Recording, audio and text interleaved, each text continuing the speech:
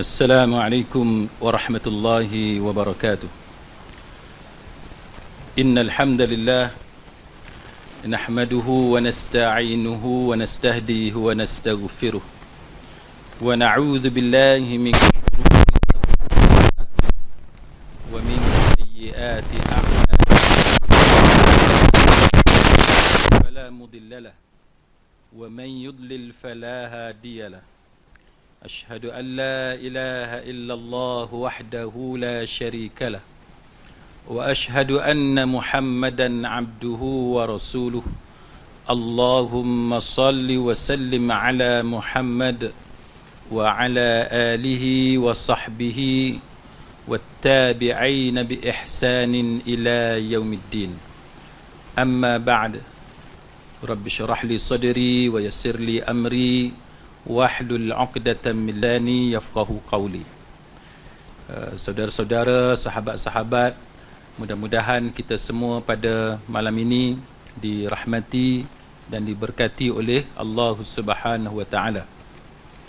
Tajuk kita pada malam ini ialah berkenaan dengan satu penyakit yang pernah diberikan amaran oleh Allah Subhanahu wa taala dalam Al-Quran, berkenaan dengan berpunca daripada sifat ta'assub, ta'assub melampau dalam memuja ataupun terlalu mengikutkan pendapat ulama. Jadi itu adalah satu perkara yang berlaku sebegitu lama, dan kita mengetahui bahawa Allah Subhanahu wa taala memberikan amaran itu sudah pasti ada sebabnya, iaitu perkara itu akan sentiasa berulang berlaku kepada manusia.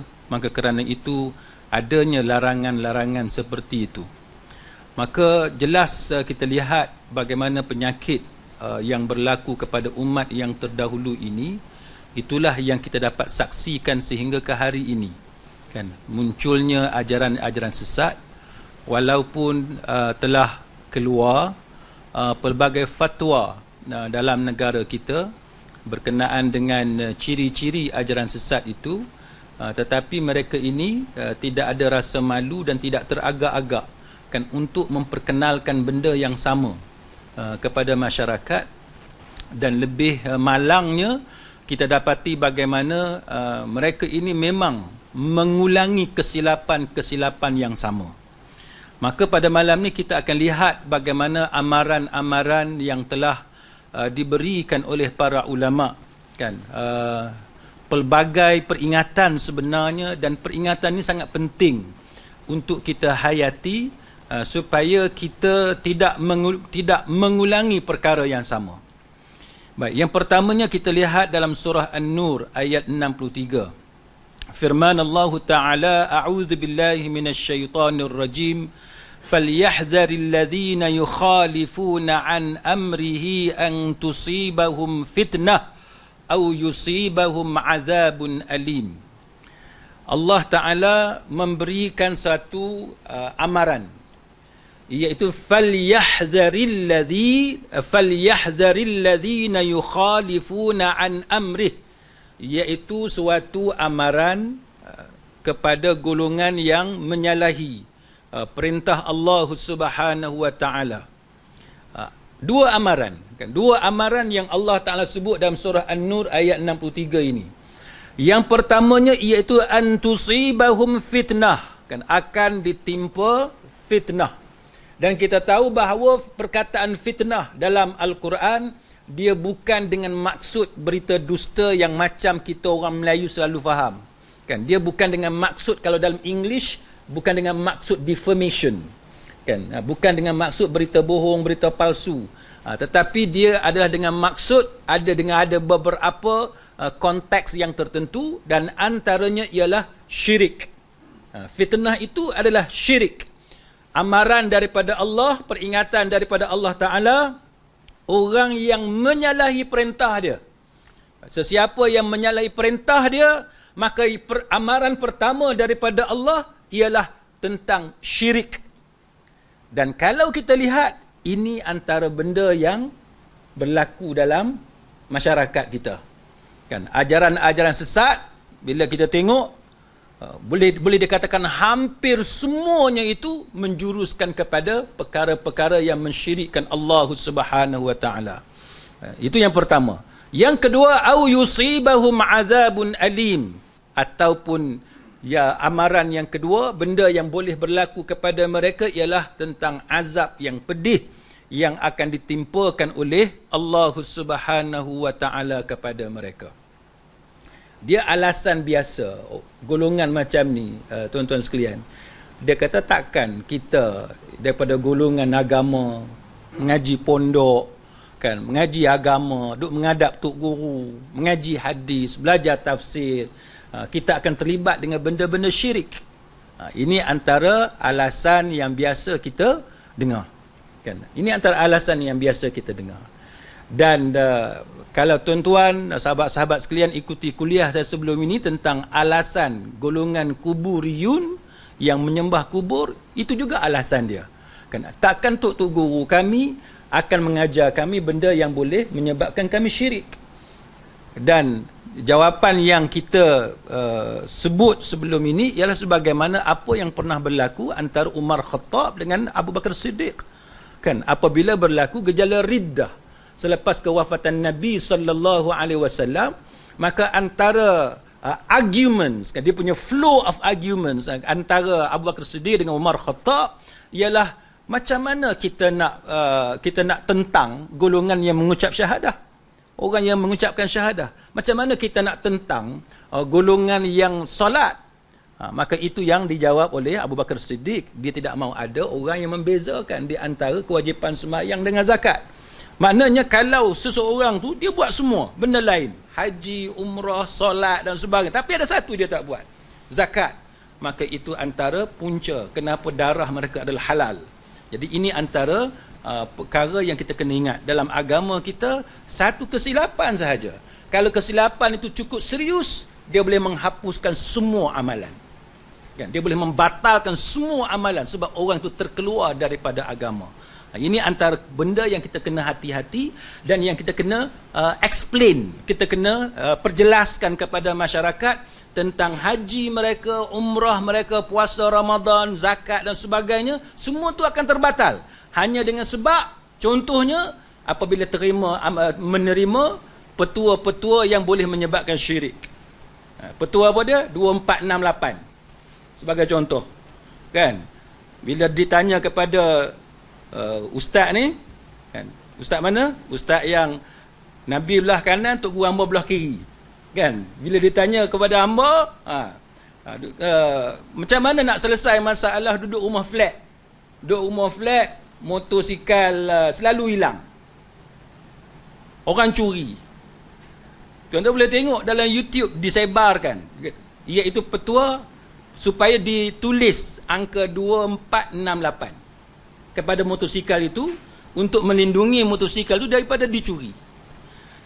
Petua macam ni, sahabat-sahabat sekalian, kita tak perlu explain panjang lebar.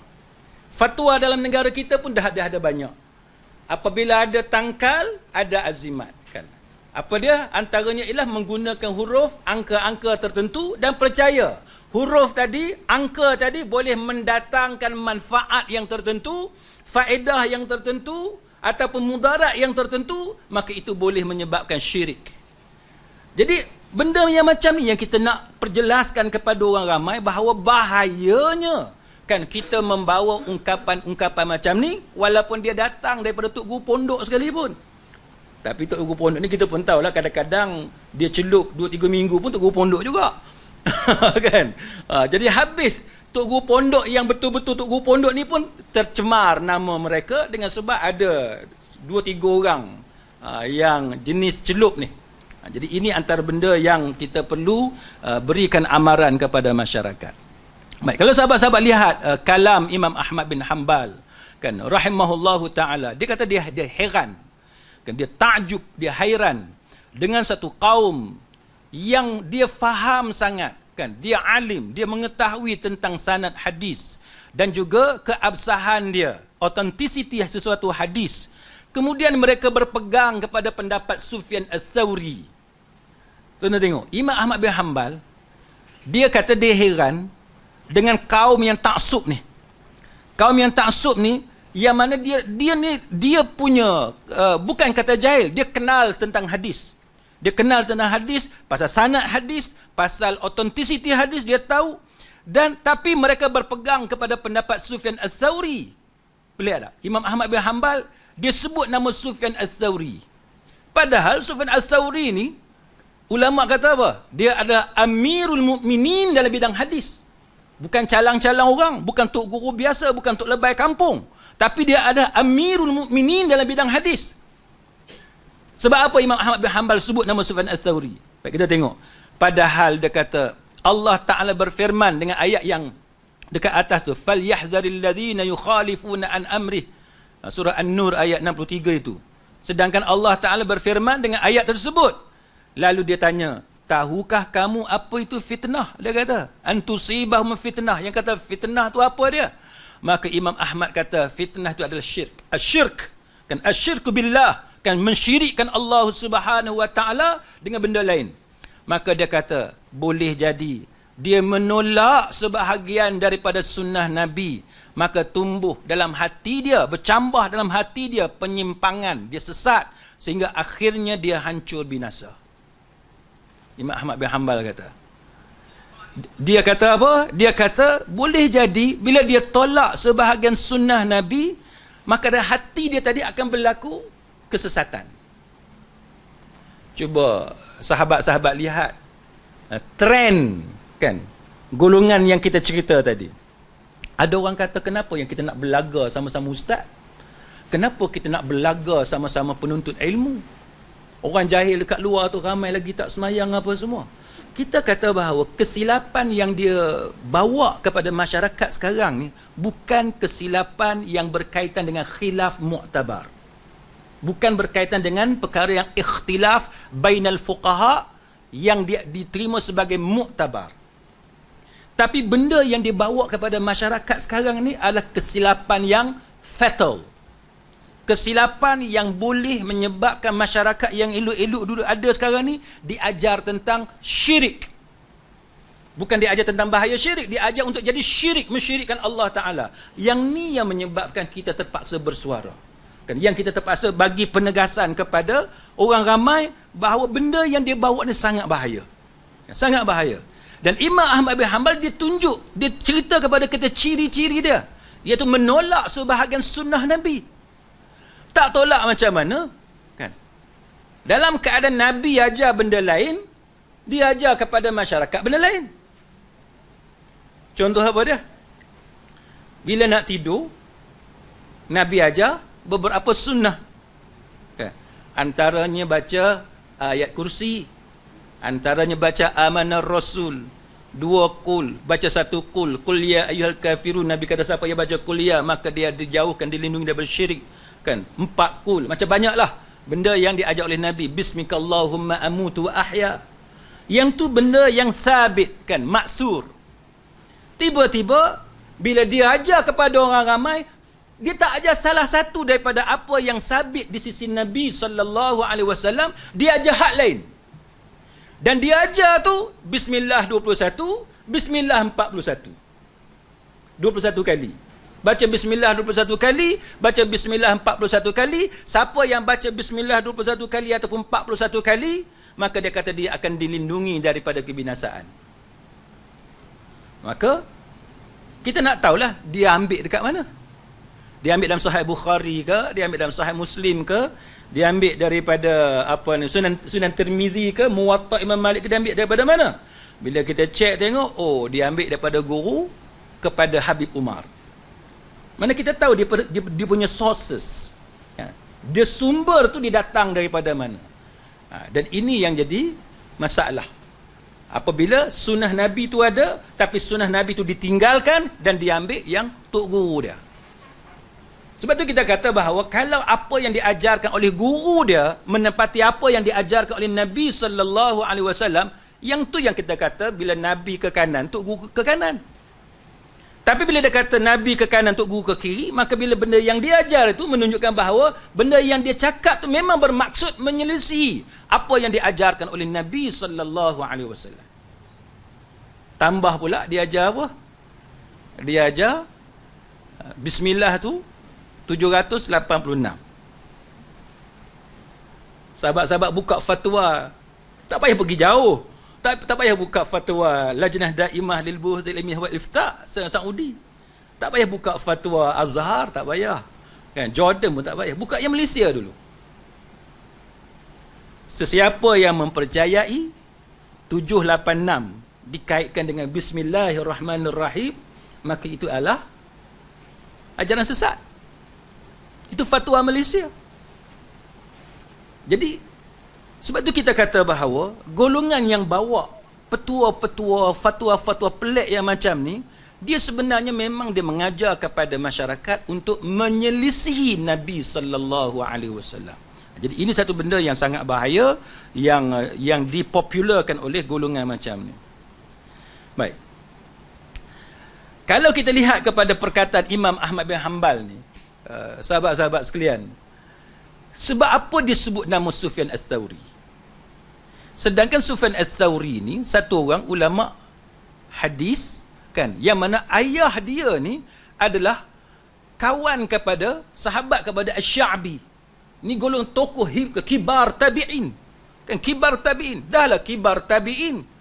Ni golongan yang alim dalam bidang hadis. Itu pun Imam Ahmad dia bagi warning. Jangan sekali-kali kita ambil pendapat Sufyan Ats-Tsauri dalam keadaan dia bertentangan dengan sunnah dan dengan sunnah Nabi sallallahu alaihi wasallam. Kalau ikut logik akal kita, macam mana Amirul Mukminin dalam bidang hadis akan menyelisih Nabi? Tapi apa yang diberikan amarah oleh Imam Ahmad bin Hanbal menunjukkan kepada kita bahawa dia bimbang. Kalau kita ni sebab yakin dengan ilmu Sufyan Ats-Tsauri, sampai akhirnya bila Sufyan mengeluarkan pendapat yang bertentangan dengan sunnah, kita akan ambil pendapat Sufyan Ats-Tsauri. Sebab tu kita yakin macam mana sekalipun dengan guru kita, kan, kita kena ada filter. Kita kena tapis. Kita kena tahu, kan, bagaimana nak analyse.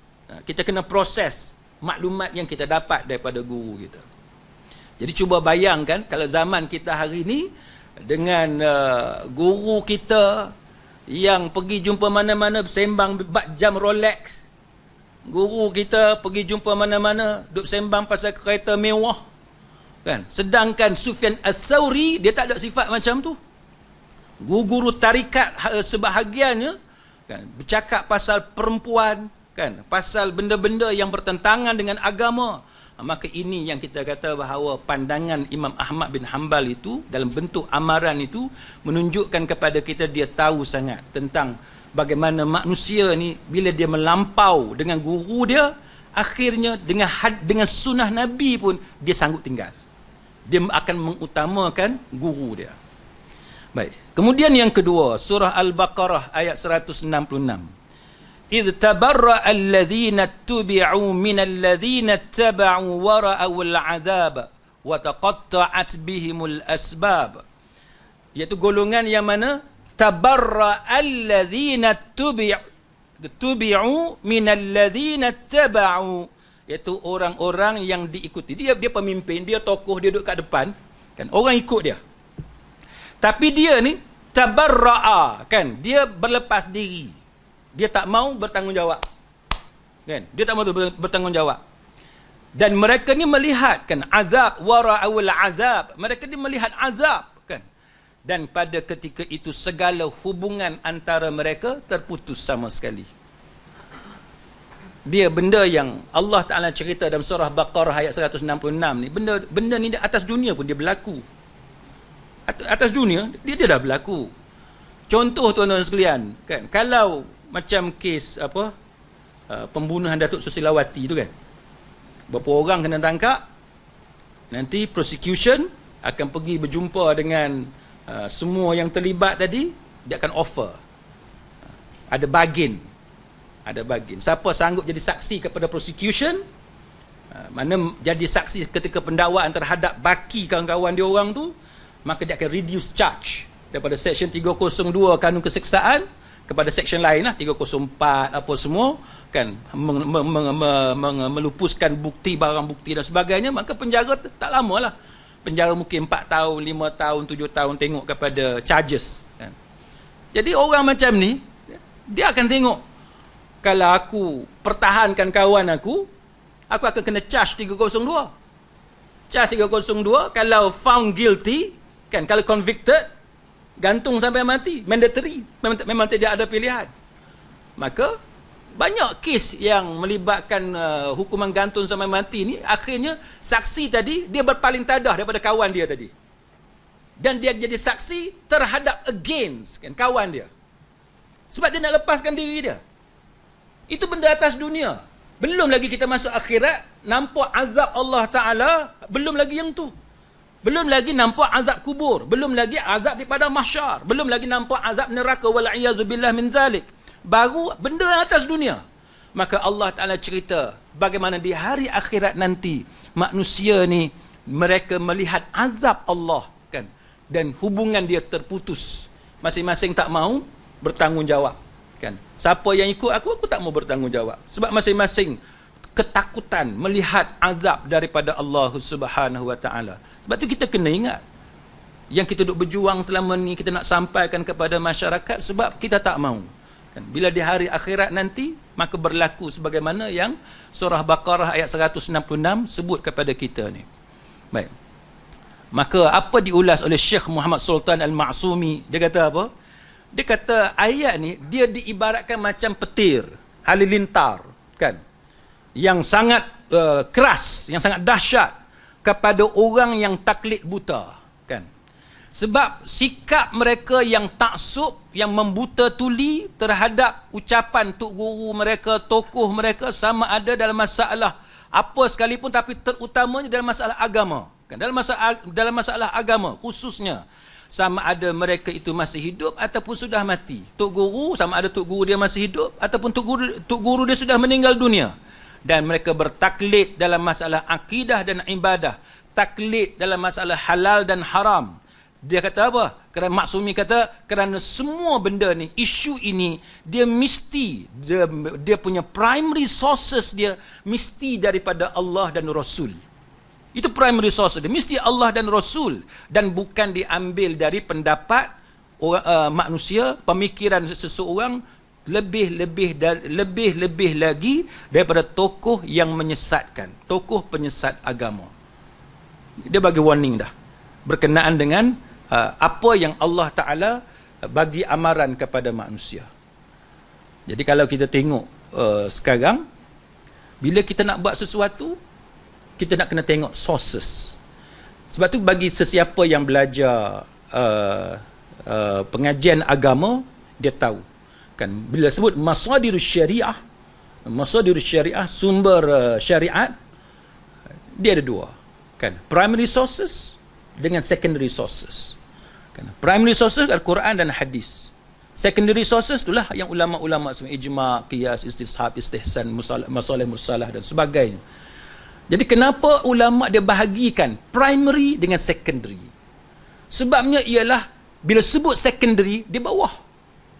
Kenapa dia diletak di bawah dan dia panggil secondary? Sebab secondary sama sekali tidak boleh menyelisihi yang primary. Itu tujuan pembahagian. Nama tu pun memang disebut sebegitu supaya kita mudah faham bahawa tak boleh yang secondary ni mengatasi ataupun memperbetulkan kononnya apa yang ada pada di peringkat primary sources.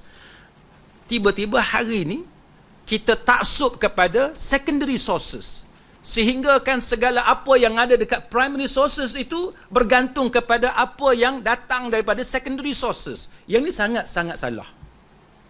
Sebab tu kita tengok bagaimana ada ajaran-ajaran tarikat yang terpesong daripada primary sources, terpesong daripada Quran, kan, terpesong daripada sunnah Nabi. Ini akibat daripada taksub kepada guru dia. Sebab tu mereka ni buat benda-benda yang tidak bersumberkan daripada Al-Quran dan juga sunnah. Kalau kita tengok tentang benda yang dia ajar, banyak menyelisihi. Tadi kita sebut tentang 2468 kan, tentang 786. Lepas tu pakai tasbih dekat tengkuk.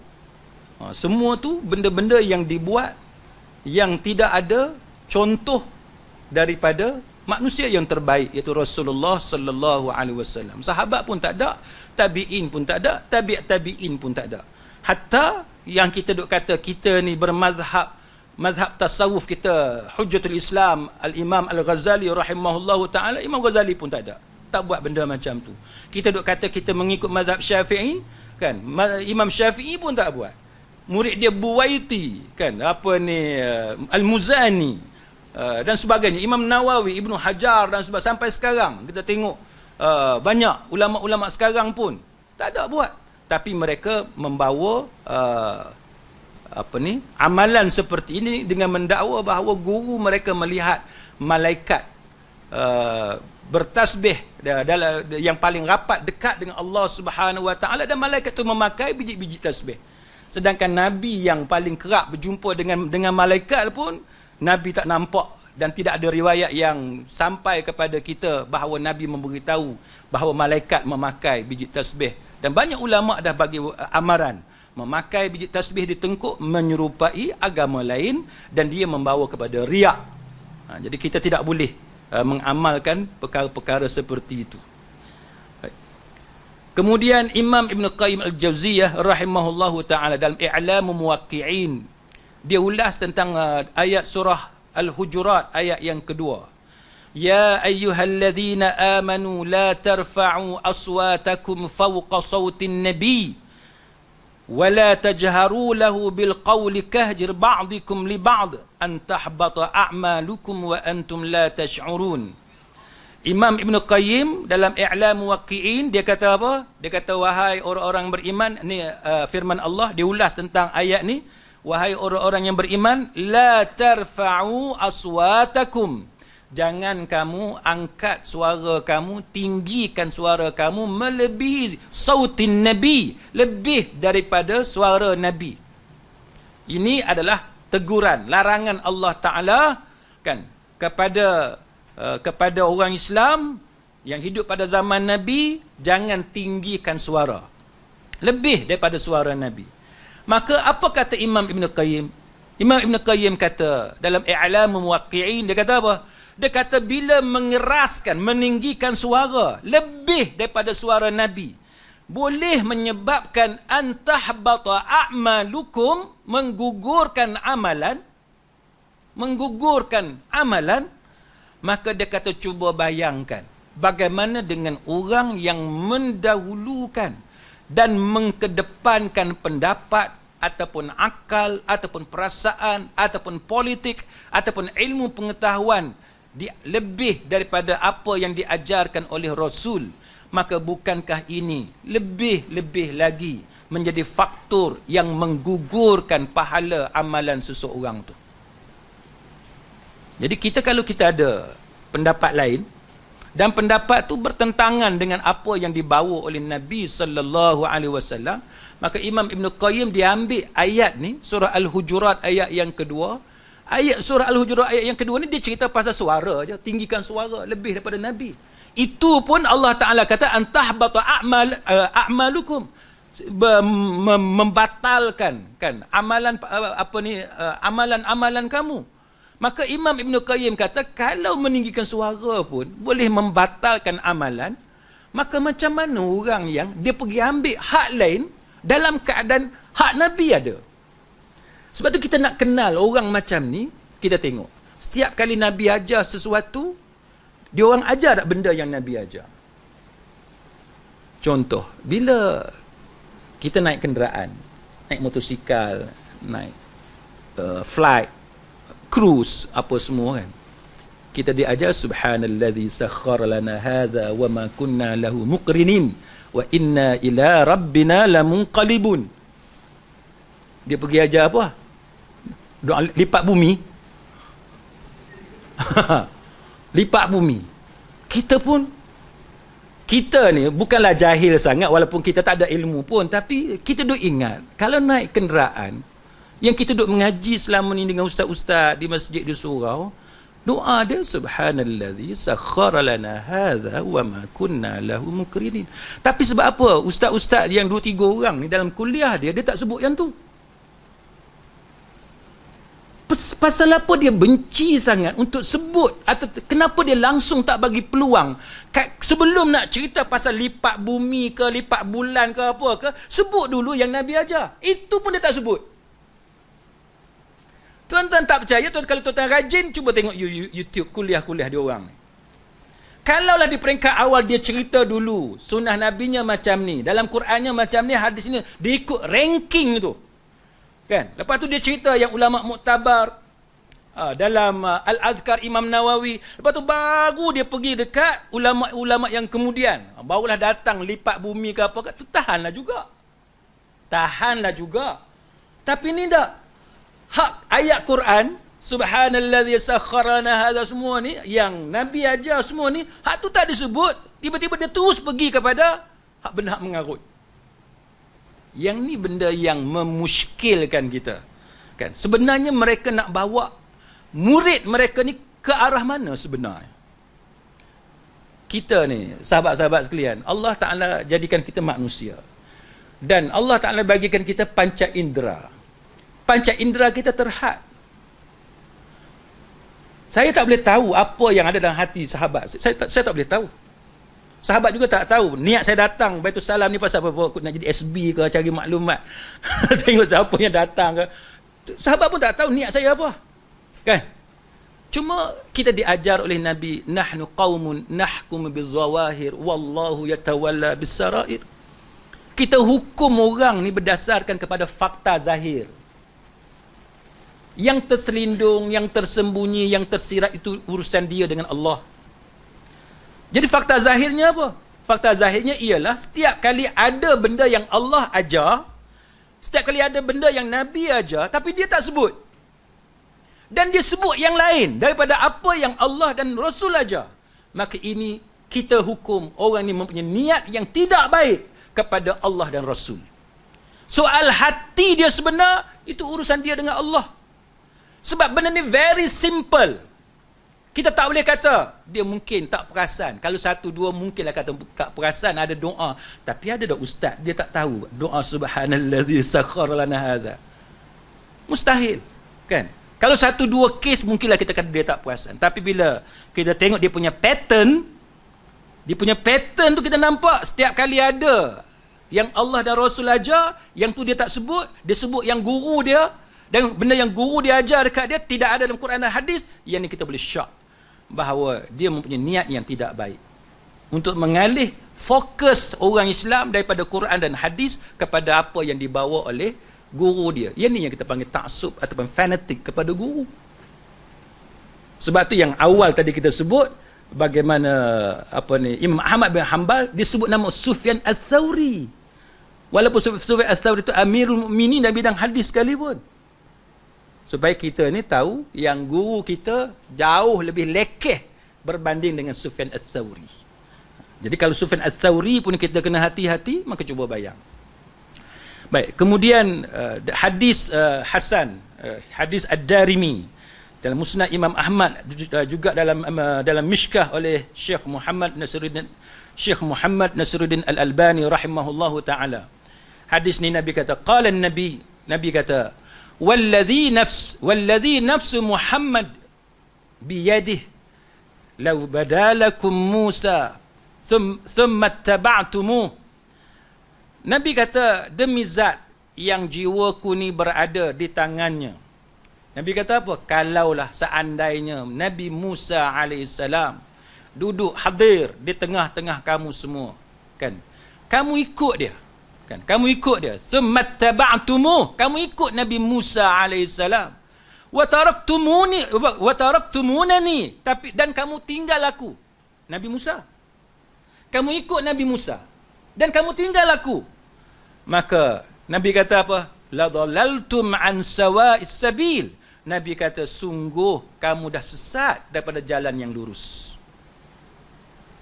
Bukan ikut tok guru, ikut Nabi Musa alaihissalam, kan.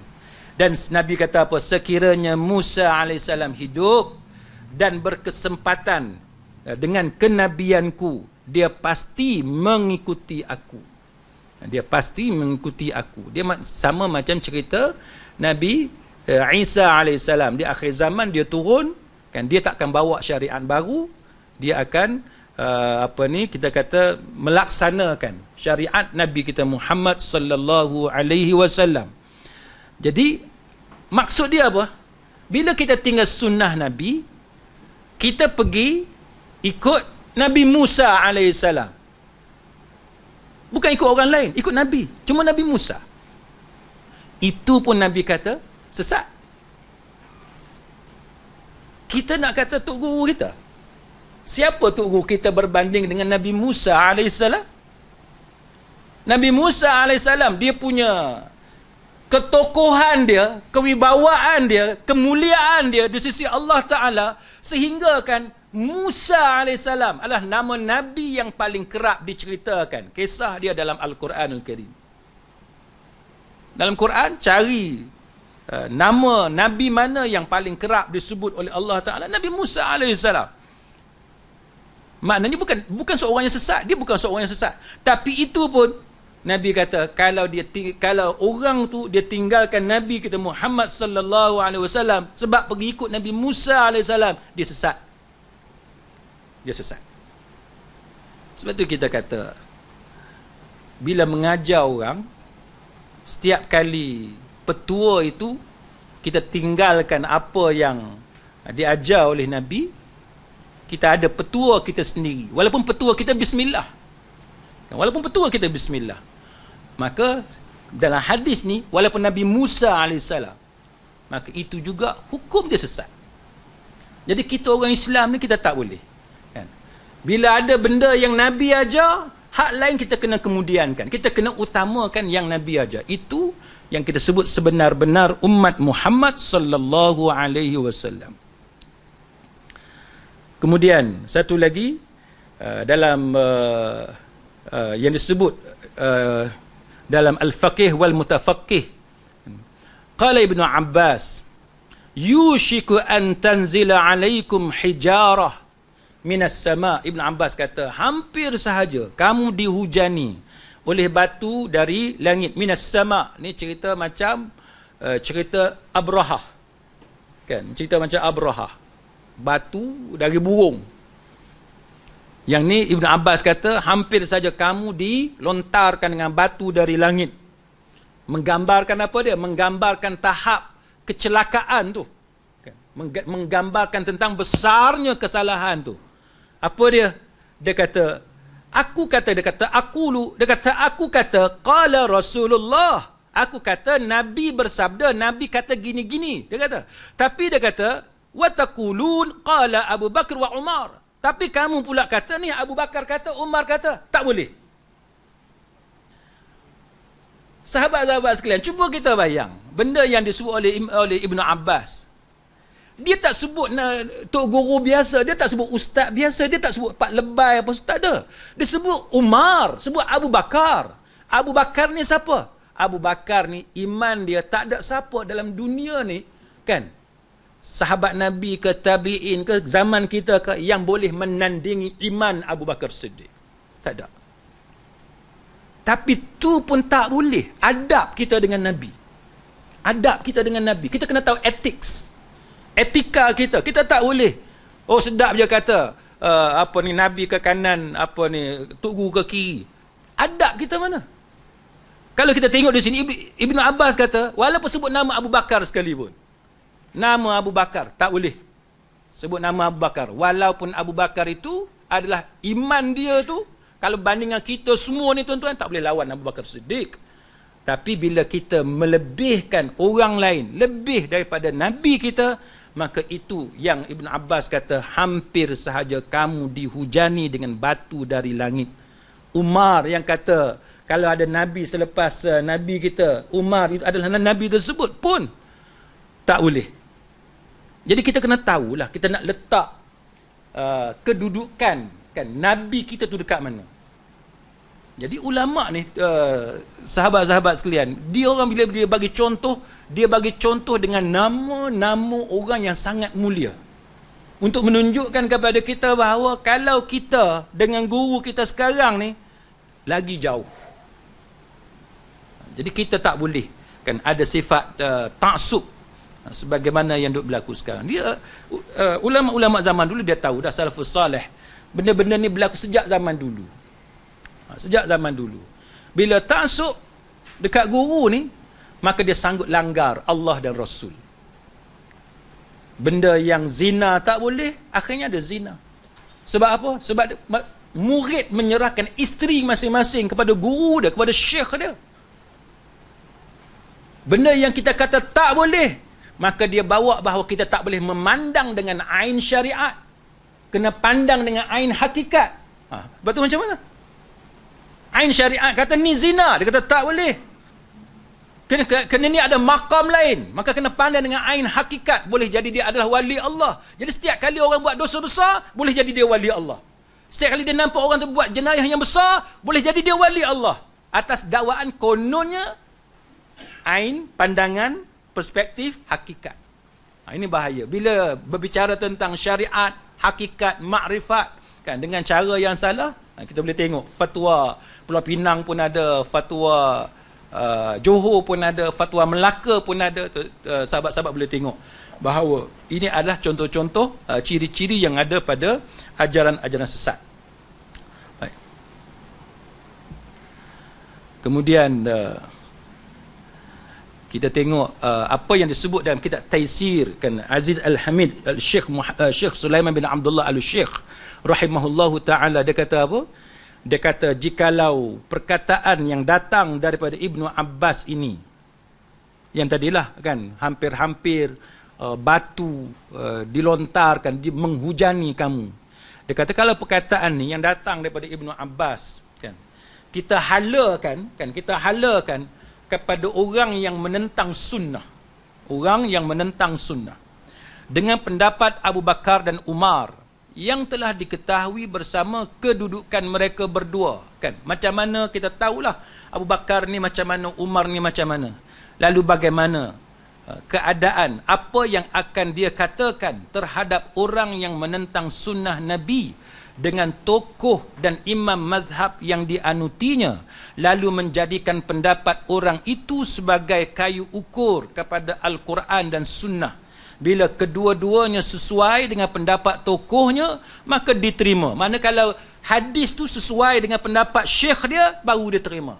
Kan, kalau ayat Quran tu ataupun hadis ada sesuai dengan syekh dia, baru dia terima. Maka, dan bila bertentangan dengan pendapat syekh dia, tokoh dia, maka ditolak ataupun dia akan takwil, kan, Quran ataupun hadis tadi supaya sesuai juga dengan apa yang disebut oleh guru dia. Maka dia kata kepada Allah kita memohon pertolongan, wallahul musta'an. Kan, ni disebut kan oleh Syekh Ibn Utsaimin rahimahullahu taala dalam qaulul mufid, dalam al-qaulul mufid oleh Syekh Ibn Utsaimin rahimahullahu taala. Jadi benda-benda yang macam ni rupa-rupanya ulama daripada zaman dulu sampai sekarang duk cerita panjang lebar lama dah tentang masalah ketaksuban fanatiknya orang-orang yang macam ni, dan mereka berselindung di sebalik kasyaf. Sebab apa? Sebab kasyaf ni benda yang kita tak perlu bagi bukti. Kalau kita bagi nas, kita kena tunjuk kitab mana, kan, hadis nombor berapa, siapa yang syarah macam ni. Tapi kalau kita bagi alasan kasyaf, kita tak nampak, kan, siapa tahu benda alam gaib. Maka dia kata guru dia kasyaf, jadi dia berhenti setakat tu. Ini bahaya. Golongan yang berselindung di sebalik kasyaf. Baik. Maka orang yang taksub kepada guru dia, kan, kepada syekh dia, maka akan berlaku implikasi yang buruk dalam penghayatan agama dia. Ini benda yang akan berlaku. Yang pertamanya yang disebut oleh Syekhul Islam Imam Ibn Taymiyah rahimahullahu ta'ala. Dia kata apa? Yang pertamanya, bila kita taksub kepada guru kita, kita akan pejam mata, kita tak akan tengok dah daripada pihak lain. Sepatutnya Kan sepatutnya bila ada orang bawa hujah yang berbeza dengan kita, kita bagi peluang dia bentangkan hujah. Ini orang yang menyintai ilmu. Al-hikmah dallatul mu'min. Hikmah ni benda barang hilang bagi orang mukmin. Aina wujida ukhidha. Kan? Kita jumpa kat mana pun, hikmah ni, ilmu ni, walaupun daripada orang kafir sekalipun, kita ambil manfaat. Google ke, Facebook ke, kan, TikTok apa semua, benda yang datang daripada orang kafir sebagai contoh, tapi kalau dia boleh bagi manfaat kepada kita, kita manfaatkan. Kereta, segala teknologi yang ada, walaupun datang daripada musuh Islam sekalipun, tapi kalau kita tahu itu boleh kita manfaatkan, kita manfaatkan. Al-hikmah dallatul mu'min. Maka agama pun konsep dia macam tu. Kita berbeza pendapat. Kita mungkin cenderung kepada mazhab Syafi'i ataupun mazhab Hambali ataupun sesuatu mazhab yang tertentu. Kan? Kita mungkin lebih kagum kepada Madkhali lebih daripada Albani, ataupun Albani lebih daripada Syekh Yusuf Al-Qaradawi dan sebagainya. Tapi bagilah peluang kepada pihak lawan kita yang tak setuju dengan kita untuk dia bentangkan hujah. Sebab takkan mungkin satu orang dia betul 100% pendapat dia. Takkan mungkin. Walaupun dia tokoh yang hebat macam mana sekali. Siapa yang belajar fiqh muqarran dia tahu. Kan? Comparative fiqh. Siapa yang belajar comparative fiqh dia tahu. Bila kita belajar comparative fiqh, kita boleh tengok. Tidak ada satu mazhab yang mana dalam mazhab dia tu, bila kita belajar setakat ilmu kita, dengan guru kita, semua pendapat tu diterima. Tak ada. Ada ketikanya bila ditarjih, oh pendapat mazhab Hambali lebih kuat. Kita jumpa isu lain pula, oh dalam bab ni mazhab Syafi'i lebih kuat. Masuk isu lain pula, keluar pula mazhab Hanafi pula lebih kuat. Kita akan seringkali bila kita belajar comparative fiqh, kita akan jumpa keadaan yang macam tu. Kalau sahabat-sahabat tak percaya, cuba masuk mana-mana kelas fiqh muqarran, masuk kelas fiqh muqarran, ada tak pendapat satu tokoh je betul? Katalah sahabat-sahabat suka sangat dekat Imam Ibn Taymiyah sebagai contoh. Bila banding fatwa Imam Ibn Taymiyah dengan orang lain, hak lebih betul Ibn Taymiyah. Isu yang kedua pun sama Ibn Taymiyah. Isu yang ketiga semua Ibn Taymiyah. Tak ada. Belajarlah universiti mana sekalipun, kita takkan jumpa kan guru kita dia akan ajar semua tu Ibn Taymiyah yang betul semua. Tak ada. Kita akan jumpa bahawa pendapat tu silih berganti. Ada ketikanya ditarjihkan satu tokoh, ada ketika ditarjihkan pendapat tokoh lain. Sama dengan mazhab. Sebab tu kita tengok dalam mana-mana mazhab sekalipun, antara Buwaiti dan sebagainya dengan Muzani dan lain-lain sampai kepada bawah Imam Ibn Hajar dan sebagainya, ada ketikanya kita ambil pendapat ini, ada ketika kita ambil pendapat orang lain. Cuma dalam mazhab Syafi'i kebiasaannya pendapat Imam Nawawi itu dipilih, diutamakan berbanding dengan pendapat ulama lain dalam mazhab Syafi'i. Kecuali dalam beberapa perkara yang lain, ada juga kita tinggalkan pendapat Imam Nawawi. Jadi sebab tu kita kata bahawa mustahil kita akan jumpa satu kelompok orang yang belajar ilmu, dia akan kata guru dia 100% betul. Kita tak akan jumpa keadaan tu. Kecuali mereka ni sesat. Sebab tu kita kagum dengan mana-mana guru sekalipun, jangan kita terima pendapat dia 100%. Sebab bila kita dah mula terima pendapat dia 100%, bermakna ada something wrong dalam diri kita, dan kemungkinan itu adalah berpunca daripada taksub kita kepada dia. Baik. Jadi Imam Ibn Taymiyah kata apa? Dia kata majority orang yang fanatik mazhab, yang taksub dengan mazhab ni, dia tidak mendalami Al-Quran dan Sunnah, kecuali segelintir orang sahaja. Sandaran mereka hanyalah hadis-hadis lemah, pendapat-pendapat yang rapuh, atau hikayat daripada para tokoh ulama yang boleh jadi benar dan boleh jadi bohong, dusta. Ini disebut dalam Majmu' Fatawa.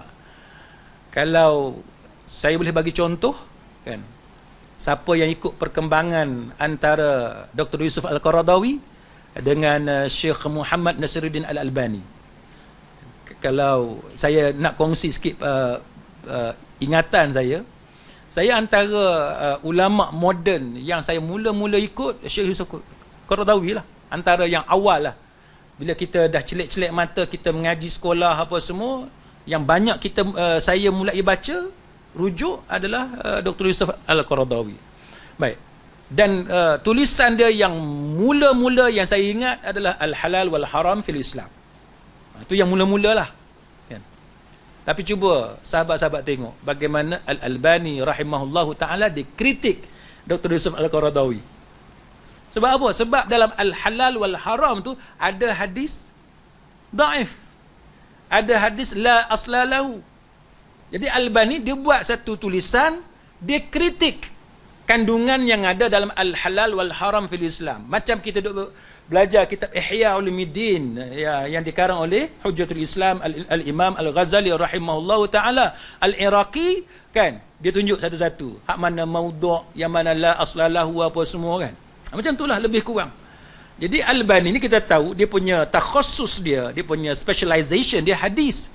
Maka dia tengok semua hadis-hadis dia, riwayat yang dibawa oleh Al-Qaradawi dalam Al-Halal wal Haram fil Islam, maka dia dictate satu-satu, tunjuk. Ni macam mana, ni macam mana. Dan kalau sahabat-sahabat perasan, bermula daripada situlah. Kan? Al-Qaradawi sebelum tu dia tak pernah peduli tentang hadis. Al-Qaradawi sebelum tu dia tak pernah peduli tentang hadis. Sebelum penulisan kitab Al-Halal wal Haram fil Islam. Tapi selepas kritikan Albani itu, ini contoh ulama yang mana dia tidak ego. Dia tidak sombong. Jadi bila ada orang tegur dia, dia akui itu adalah kelemahan dia. Tuan-tuan boleh tengok. Selepas daripada siri itu, kan, bila diberi penerangan ataupun kritikan oleh Al-Albani rahimahullahu taala, tuan-tuan tengok. Selepas itulah munculnya tulisan daripada Al-Qaradawi tentang kaifana ta'amul ma'as sunnah, kan, macam mana dia mulai berjinak-jinak, dia mulai fokus, dia mulai berikan allocate masa dia kepada hadis. Sebelum tu tidak. Dan kita tahu orang yang produk Azhar ni bukanlah semua, tapi ramai yang tidak bagi fokus kepada hadis. Orang yang alim, walaupun dia alim, kan, tapi dia tidak mengambil berat tentang hadis. Tapi itu contoh bagaimana seorang yang alim tapi dia tidak ego, kan. Dia buang ego dia. Padahal kalau kita nak kira, dia boleh tunjuk ego dia. Tapi dia merendahkan diri dia kerana ilmu. Dan kita hari ni kita boleh tengok bagaimana perubahan yang berlaku kepada Al-Qaradawi memang banyak memberi manfaat kepada umat manusia, kan, kepada kita orang Islam secara khususnya. Kalau kita boleh tengok, walaupun ialah setiap orang dia ada kelemahan dia, dia ada kekurangan dia, tapi itu contoh, kan. Jadi kita tak kira lah siapa kita sekalipun, guru pondok ke, penceramah ke, asatizah ke, kita kena ada sifat yang macam tu.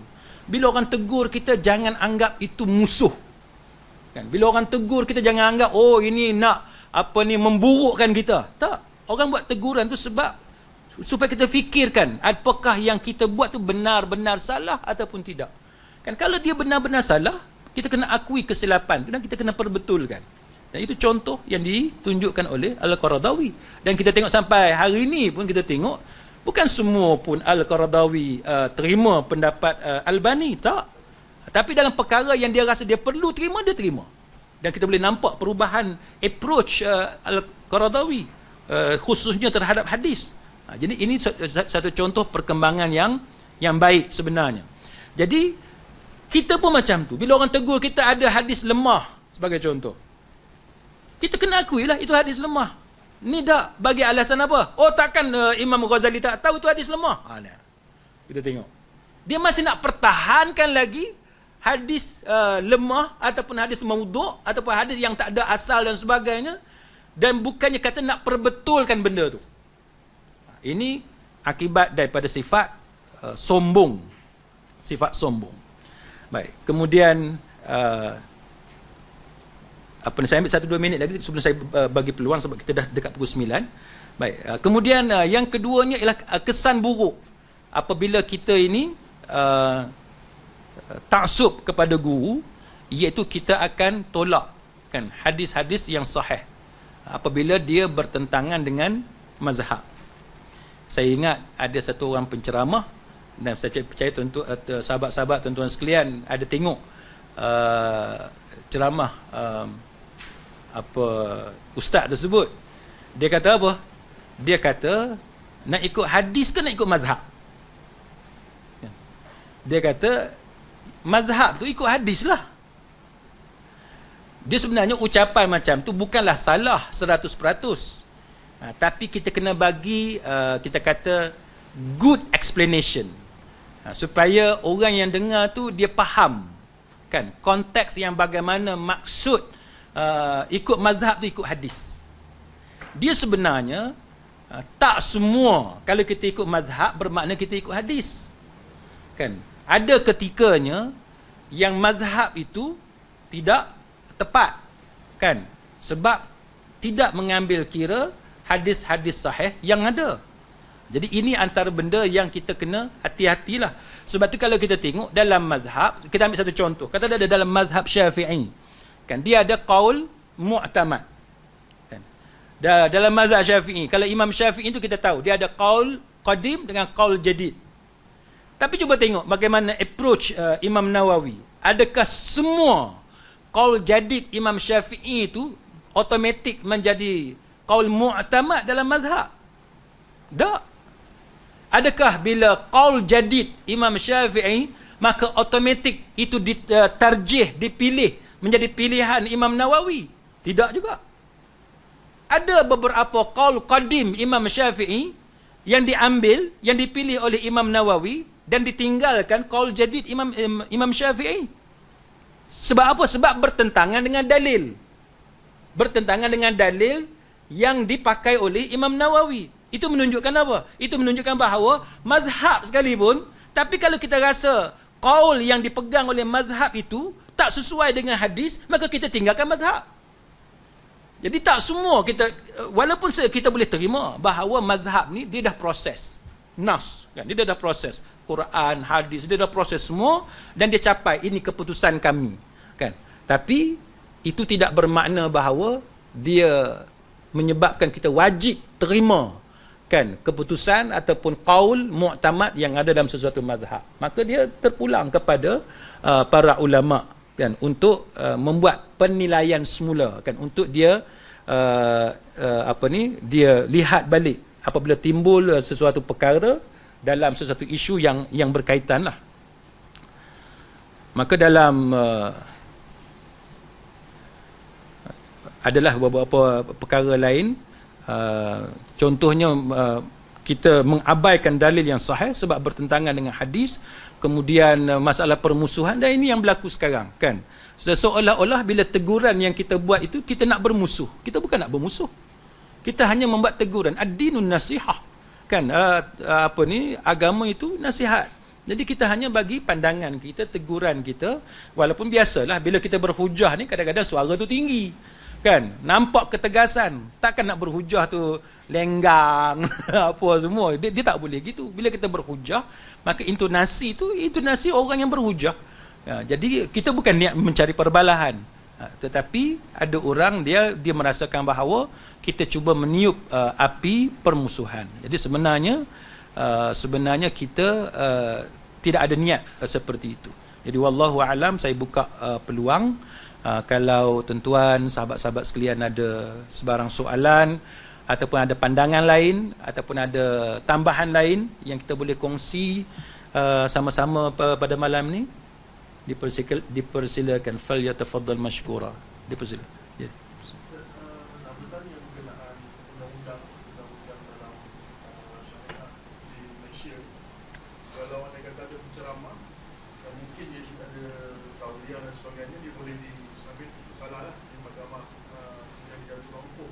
Jadi bagaimana yang ustaz-ustaz atau penceramah-penceramah yang mengeluarkan satu pernyataan yang bercanggah dengan fatwa, jakim dan sebagainya, ada tak dikhususkan enactment ataupun apa-apa tuduhan ke atas mereka yang boleh disabitkan lah? Maksudnya selain daripada, maksudnya kalau anda kata dia keluarkan satu pernyataan tu umum, lepas tu viral dan sebagainya, dan kita sebagai orang Islam mungkin boleh buat satu laporan pada jawatan kuasa agama supaya mengambil tindakan, ataupun memang tak ada langsung kan? Wallahu alam. Dia macam ni. Untuk pengetahuan sahabat-sahabat sekalian, dia kalau kita bercakap dalam kuliah ataupun di mana-mana lah, dan ucapan kita tu bertentangan dengan fatwa, semata-mata bertentangan dengan fatwa, seingat saya lah, banyak negeri tak ada enactment yang memperincikan ataupun yang sebut secara spesifik siapa yang bagi pendapat yang menyalahi fatwa, maka itu menjadi satu jenayah, kesalahan jenayah. Yang tu tak ada. Tapi menghina fatwa ada. Jadi kena beza tu. Kalau menghina fatwa ataupun institusi agama kan dalam negeri yang berkait, negeri yang terlibat, yang tu ada, banyak negeri ada masukkan yang tu. Tapi kalau semata-mata berbeza dengan fatwa, yang tu tak ada. Seingat saya lah, wallahu a'lam. Cuma untuk pengetahuan semua, dia sebenarnya proses pendakwaan tu dia panjang cerita. Sebab apa saya kata panjang cerita? Dia yang pertamanya dia kena ada aduan. Aduan ni terhadap mana-mana penceramah yang bawa ajaran sesat ke apa kan. Dia kena ada aduan. Aduan ni boleh jadi orang macam kita, orang biasa, orang awam, dan boleh juga daripada kaki tangan pejabat agama sendiri, boleh. Kan, macam polis lah, polis dia buat report polis sebab ada jenayah, boleh kan. Jadi pihak berkuasa agama dia tak boleh salahkan orang ramai sebab tak ada aduan, dia kata tak boleh gitu. Mana dia boleh juga inisiatif pejabat agama sendiri, mana pegawai dia sendiri yang buat report kerana dia mendapati dia buka katalah dia buka Facebook, dia buka YouTube dan sebagainya, medsos. Dia kata dia nak jumpa satu video viral yang bertentangan dengan hukum syarak. Kan? Cukup dah macam tu. Maka dia buat report. Maka bila dia buat report tu satu, kena ada laporan. Sama ada di kalangan orang awam ataupun jabatan agama tu sendiri. Yang kedua, dia kena ada proses siasatan. Buka IP, investigation paper kan, kertas siasatan. Baik, bila buka kertas siasatan, mana dia kena ada pegawai penyiasat, IO, pegawai penyiasat. Pegawai penyiasat dia lengkapkan IP, kemudian dah ada evidence apa semua, dia angkat pula IP tadi kepada pihak pendakwaan, prosecution. Kalau dalam negeri kita panggil dia sebagai ketua pendakwa syar'i. Itu dalam sistem undang-undang syariah dalam negara kita lah, setiap negeri tu. Kalau civil tu kita panggil DPP, Deputy Public Prosecutor. Dia orang ni daripada AG Chambers, pejabat peguam negara. Jadi dia orang ni lah yang buat keputusan bukti-bukti yang ada tu cukup ke tak cukup untuk mendakwa orang tadi. Lepas tu, lepas ada bukti cukup untuk dakwa, dia dakwa dekat mahkamah kan. Lepas tu jalan perbicaraan, orang tu mengaku ke tak mengaku, bergantunglah. Kemudian hakim buat keputusan sama ada bersalah atau tidak bersalah. Jadi dia punya proses tu panjang. Masalah dalam negara kita kerana kita ni terdiri daripada pelbagai aliran. Jadi katalah penceramah A dia bercakap, kalau ucapan dia tu salah, tapi kalau orang yang dalam pejabat agama tu aliran yang sama ataupun tarikat yang sama dengan tarikat yang orang yang buat salah ni, oleh sebab taksub, maka dia tak akan ambil tindakan. Itu bahaya kan. Macam kita tengok kes seorang SB lah yang kena hukuman penjara kan. Kes Sulu apa dulu, ingat tak kes Sulu kan. Penganas Sulu tu, seorang SB ni dia menyembunyikan maklumat. Dia SB, dia polis, tapi polis tangkap polis tangkap cawangan khas ni sebab dia tidak menunaikan tanggungjawab dia. Kenapa dia tak tunaikan tanggungjawab dia salurkan maklumat? Wallahu a'lam, mungkin kerana dia berpihak kepada orang tu dan sebagainya. Maka samalah cerita macam ni, sama macam masalah kita nak kekang penyebaran ajaran sesat. Jadi dia dalam tarikat ni yang sesat, yang menyimpang ni, mereka dah berbai'ah kan, taat setia. Jadi walaupun dia kerja pejabat agama ke, kerja polis ke, kerja apa penguatkuasa sekalipun, tapi bagi yang asab, yang taksub, yang fanatik, dia kekal dengan bai'ah dia, maka dia tak akan ambil tindakan. Jadi itu antara masalah-masalah dari segi penguasaan undang-undang. Wallahu a'lam. Ada? Dia ada orang tanya status hadis yang mafhum jika ada Nabi setelahku untuk Umar lah. Wallahu a'lam, tu nak kena tanya nak kena tanya pakar hadis lah. Tanya pakar hadis. Yang tu bukan bidang saya. Minta tanya orang yang lebih mengetahui lah. Ya. Yeah. Ni pasal tarikat kan. Macam tarikat ni macam dia bersumbernya daripada mana yang asalnya. Kenapa dia diajar oleh Rasulullah ataupun untuk dunia selepas itu. Maksudnya apa tu secara umumnya lah tentang tarikat. Adakah pada zaman Rasulullah telah diajar? Baik. Wallahu alam.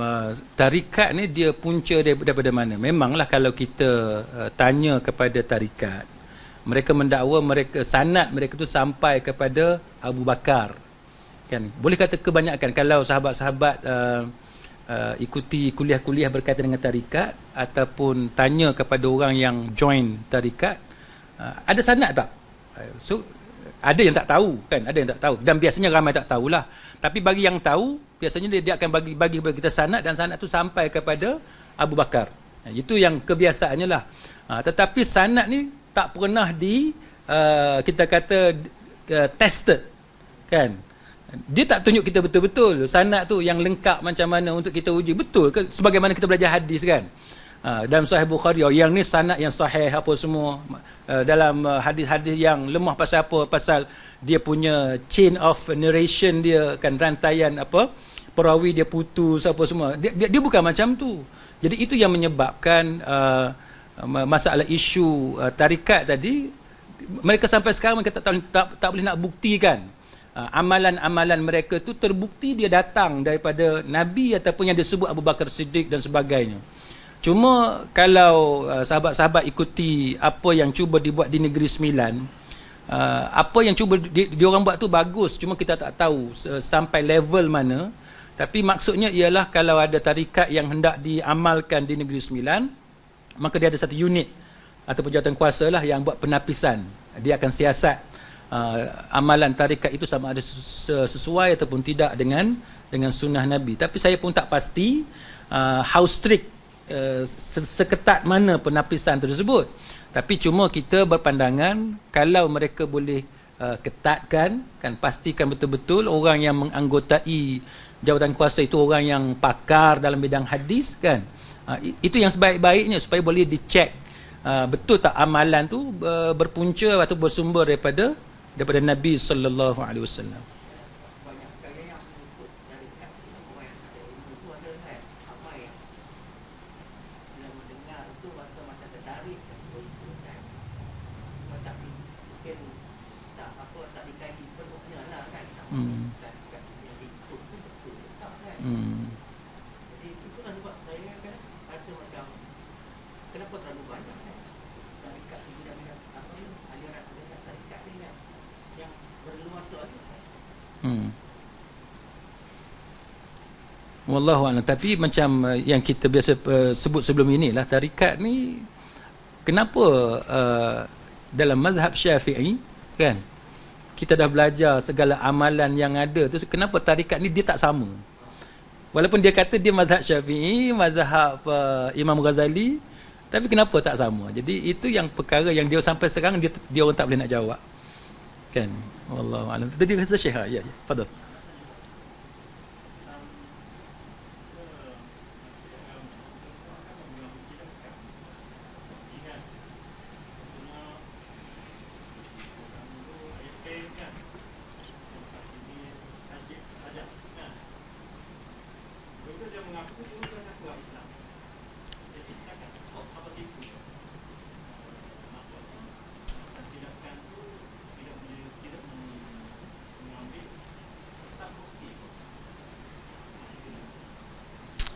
Wallahu alam. Dia macam ni,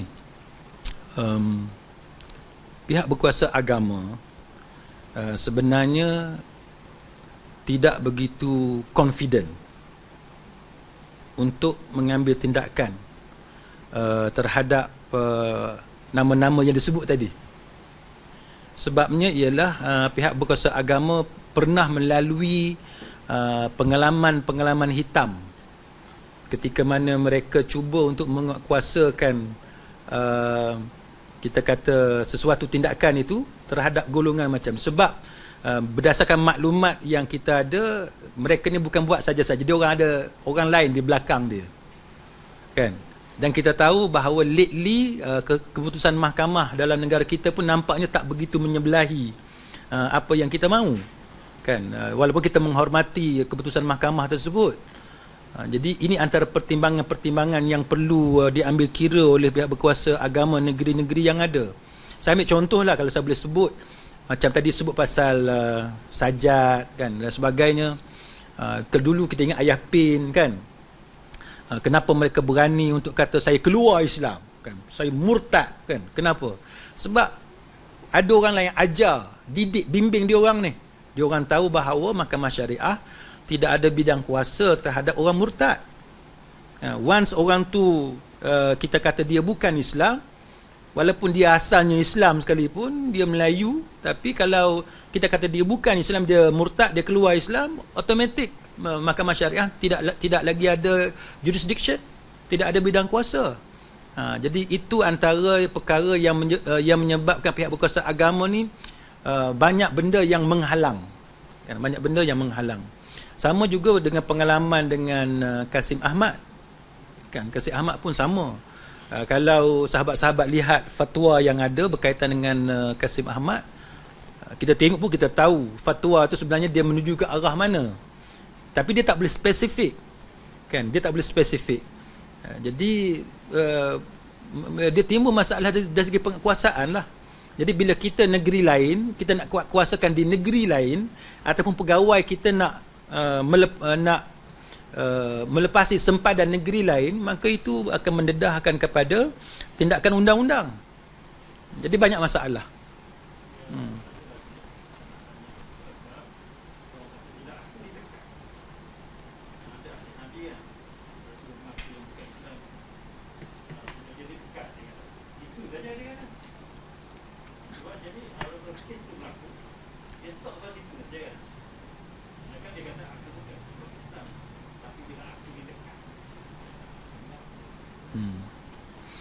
Wallahualam, saya tak pastilah.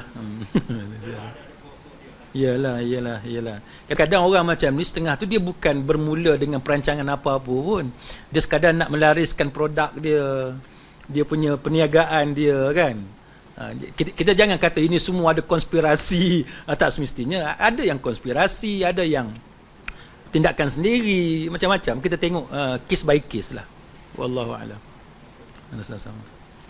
Cukup boleh? Jadi saya pun maaf kalau ada sebarang kekurangan. Dah 9-10 minit. Apa yang baik itu semua mudah-mudahan memberi manfaat kepada kita semua. Kita pohon taufik dan hidayah Allah Subhanahu wa taala. Allah Taala melindungi kita semua daripada kesesatan.